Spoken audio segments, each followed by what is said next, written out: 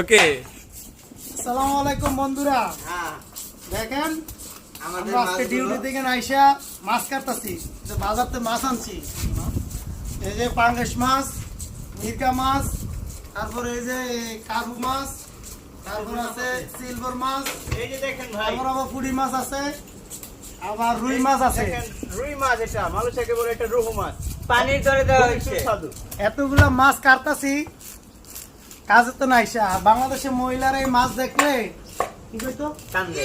ইহ, কি মাছ আছে? পচা মাছ আছে, বাজারে আর মাছ পায় নাই। আগে একটা বেসকান দিত, হেরাই পারে আর কি। আমরাও ভারী। শখের নারী দেখেন, আমরাও পারি, বুঝেন নাই? রনি ভাই শখের গাড়ি।